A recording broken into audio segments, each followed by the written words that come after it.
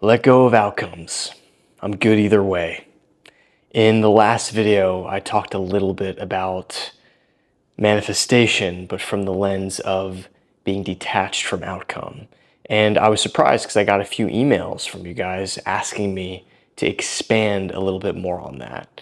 So first thing I want to say is a lot of these concepts come from a specific book called Reality Transurfing, volumes 1 through 5. And it's a 700-page book. There's a lot to it. But what I've been gathering so far from it is this idea of importance. Anytime we have a goal, every time we have something we're working towards, there's this intense desired outcome, and we place all of this importance on it, right? It could be in the area of relationships. Maybe there's a specific person that you want to attract. Maybe it's outcomes with your career, physique even. And what I've found is I've been putting less importance on so many things in my life. And the way that things have been unfolding as a result has been extremely profound for me. And, of course, like a lot of other people, I've delved deep into the ideas of manifestation. From a place of ego, oftentimes we want to sort of hack reality, right? It's like, okay, I'm going to write this down. I'm going to think about this and, like force reality to give me what I think that I deserve. And while this can work to a certain extent, the most powerful technique actually is to surrender control and to stop placing so much importance on certain outcomes. Now, of course, this doesn't mean not to have goals, not to have a direction that you're going in. But for example, with this video, right? There's no script. I'm not placing importance on this video to be this earth-shattering, life-changing video. I'm showing up from a place of surrender, and I'm just letting things flow out of me. In a lot of ways, this is how the unfolding of life can work for you. It's like you might have a loose plan, you might have an idea of the direction you're going in, you're going to give 100% when you know there's certain competencies and things that you need to learn to move in the direction that you want to move in, but you're not trying to control every facet of reality anymore, right?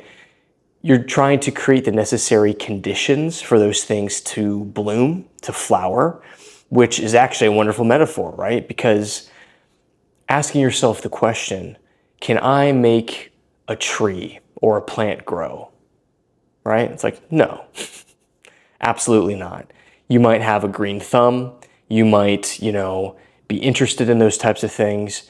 All you can do is create the conditions for the plants to grow. And funny enough, it's like I've got friends who are super into gardening and whatnot, and they do everything they can to focus on the minutia and like do all this stuff, and they're frustrated because they're like, why the fuck isn't this tree or this plant or this garden growing? And then they like go out of town, right, for like a few days. And then they come back and it's like all of a sudden the garden is flourishing a little bit more. And it's like, this is weird. Just from being hands off and letting the unfolding and the nature do its own thing without having to meddle in every aspect, sure enough, it starts to bear fruit and results start to come. And this is like a law of the universe, like a natural law, kind of like gravity, that I'm finding to be true in my own life. I, do this work for a living. I work with entrepreneurs. To work with me one-on-one, it is not cheap. It's quite expensive. And I jump on these, quote, sales calls, but really they're not sales calls because I'm not trying to push for anything. I'm trying to be present. I'm trying to serve in that moment, understand the situation. And more often than not, just from giving that level of value and not being attached to, quote, trying to get a sale, as so many people are in business, I do pretty well because they can sense this energy of, I'm good either way, right? That could be a mantra for you. I'm good either way. Try to be aware when you're placing tons and tons of importance on a specific outcome. I did this for the majority, like the first half of my life, right, in my music career. I was obsessed. It's all I talked about. It's all I thought about.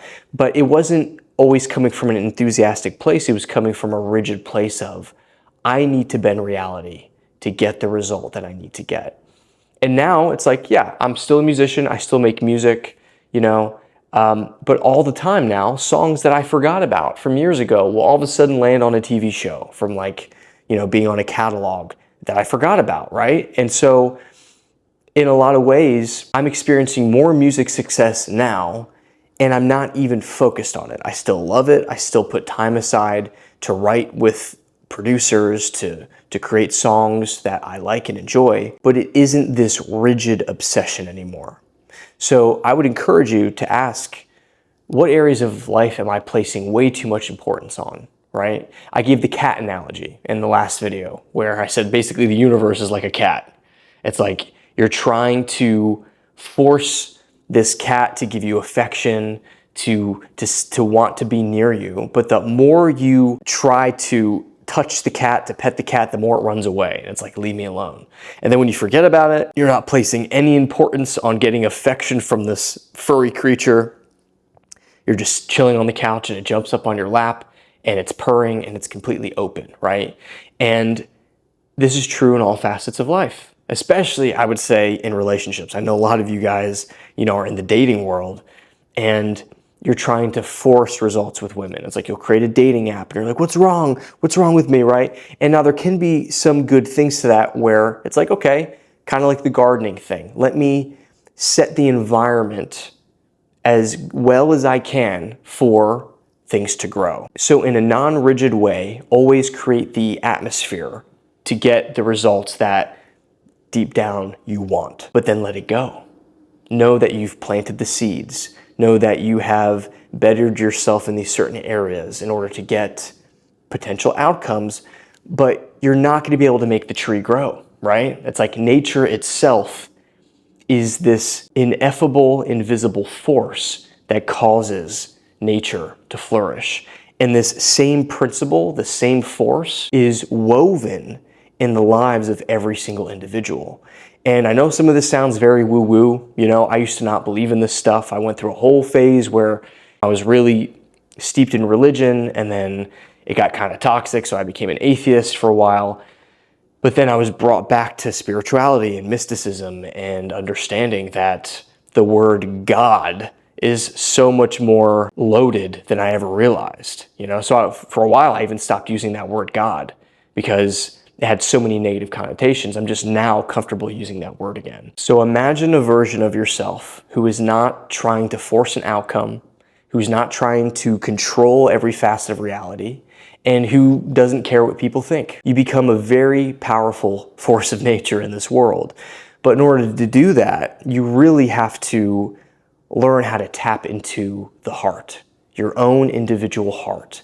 That is your compass, that is your guiding light, it is your direct connection to the divine, is the heart. And a lot of us men, we're terrible at this, right? Because the whole idea of intuition and feelings, right? It feels like this feminine thing. And in a lot of ways it is. It's an aspect of the divine feminine. And in order to cultivate this, you have to be okay sitting alone in silence, doing things like meditation, doing things like going within and asking your higher self, asking God to reveal itself to you, to show you why you're here. What's your purpose? How does the divine want to unfold through the incarnation of your physical being, right? Because these human lives are truly like a vapor. And we spend so much time trying to force outcomes that we think will give us inner peace and will give us a sense of fulfillment. But a lot of those desires, they were never yours to begin with. Those desires, 9 times out of 10, don't come from your individual heart. They come from wounds and trauma and insecurities and expectations that the people around you placed on you as a little kid. It's like, oh, you want to be cool? Then you got to do this. You want to be able to attract women? Then you got to be successful. And you got to, all of these things came externally, right, from conditioning. So when you get still and you learn how to go within and tap into that deeper essence of who you are, which I'm going to say, yeah, it's deeply spiritual, okay? If you're not open to spirituality, if you're not open to this concept of a higher intelligence, not an old man in the sky, okay, that religion teaches, but this infinite field that is pure love, pure creativity, and it is guiding everything. It's what grows your fingernails, it's what holds your bones together, it's what makes the plants grow. It's what gives us this consciousness, right? Like science can't explain consciousness, dude. Like what the fuck is any of this? It's a miracle. But I'll say if you are completely cut off from the spiritual side of things, then you're going to experience life in a very rigid way, and you're going to miss out on some of the more transcendent, mystical aspects of reality that science can't define. If you open your heart, okay, and you start to at least be open to the possibility that there's a divine essence that's behind all of this, then that has the potential to change your life. One thing that really helped me, and I'm not telling you to do this, but I'm just sharing my own experience, when I was going through that phase of being an atheist, like deeply, I was like deep in nihilism, right? When I was young, my dad killed himself. There was a lot of darkness. I had, really bad relationships, a lot of pain, right? It seemed like there was no rhyme or reason to anything in my life. When I was in that dark place, there was this like whisper, right? And I had never done anything like this before. I'd never done any kind of psychedelics or plant medicine.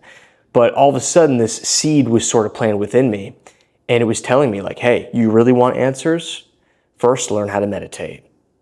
Then explore the route of plant medicine. And I don't know where that seed came from, right? I was in a season of solitude. It was a dark night of the soul, but I was open to it, right? Because I had these suicidal ideations. I was in a little bit of a reckless state, but I started taking some psychedelics. I started taking psilocybin mushrooms and eventually went on like ayahuasca retreats and whatnot. And from that place, I was able to have direct experience of the divine. And from that point on, it was undeniable for me. No one could have explained that to me through language or words. I had to have a direct experience with God. That wasn't just, religion or some kind of prepackaged dogma or belief that's like, hey, here, just trust us. This is true. I needed my own direct experience. But I digress. So the point of this is learning how to not place so much importance on the things that you would like to, quote, manifest in your life. Examine your own heart. Try to figure out if the desire is truly coming from your heart or if it was a desire that was imprinted and injected into your brain at some point in your life. And deep down, you don't even actually want those things. You might want certain things because you've been told that you should want those things. And this is why a lot of celebrities who obtain fame and admiration and all the money and worldly things that you could possibly imagine, they get those things and they're like, fuck, this darkness is still here. I thought it would go away. There's something else that they're being called to within themselves, in their heart. Something maybe they have to look at inside, or something that they are meant to create that they're missing, right? Because they're disconnected from the spiritual aspect. So for the first time in my life, over the last couple years, I have truly been enjoying the goals that I've been working towards, because there's no longer this dense energy of grasping, of trying to force it to bend reality, being so attached to this thing to finally validate my worth. Now there's this lighter energy of like, if you were creating a video game or something, or creating a world of some kind, and you were just playing with the various tools that you had of creating this sort of reality. Imagine doing it from like a childlike angle, right? There's this wonder to it, like, oh, I could create this, I could do this. I think I'm gonna work towards this because this is really interesting to me. And oh, I might get this outcome. The thought of that outcome is really exciting, but I'm good either way. Even if that specific outcome doesn't happen, I'm still gonna be able to learn this and do this. And who knows where ultimately this is meant to lead me. Sometimes when we place so much importance on outcomes, we're actually missing the point of why we're going down a certain direction anyway. I think there's a quote, I think it's Jim Rohn or something, like one of the classic self-improvement guys who said, you should become a millionaire. And he was like, not because of the money, but because of who you'll become in the process. He's like, once you make $1 million, he's like, give it away if you want to. It doesn't matter.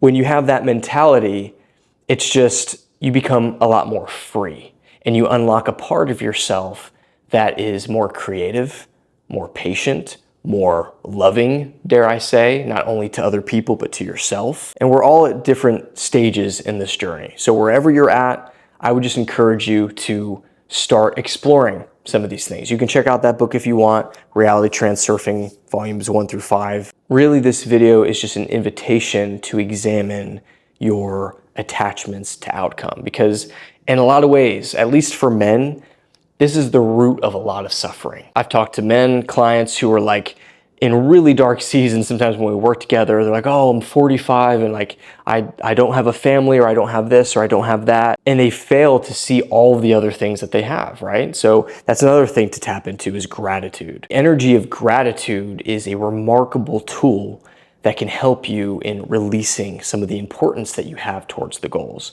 Now, again, I'm gonna say, this doesn't mean that you have to abandon your goals, but it will give you a different vantage point and a different perspective as you work towards certain things. As you do inner work, as you go within, you discover how to tap into your heart, you heal of things, your desires very often will change. So you might start off being like, oh, I wanna make $1 million, and that's fine. But on the way to that, if you do it with awareness and consciousness along the way to that goal, the desire might change, and in turn the direction might change, where it's no longer about reaching a monetary goal, but about making an impact and fulfilling a specific purpose that you have. All of it is okay. All of it is permissible. Just bring this new awareness to whatever it is you're doing. So I hope this video helps you. I hope this gives you something to think about. Let me know in the comments if you have any thoughts. Feel free to share this video, like it, do all those things. One more thing, I do offer very in-depth coaching and mentoring. It's a 3-month program of working with me directly one-on-one. It is not a group program or anything like that. I have very limited slots. If you feel like this might be an alignment for you, if you're at a good place in your life where you can invest in something like this, click the link below. You can fill out the application. We'll hop on a call, see if we're a good fit to work together. You are loved, you matter, and you've barely scratched the surface of what you're capable of. I'll talk to you soon.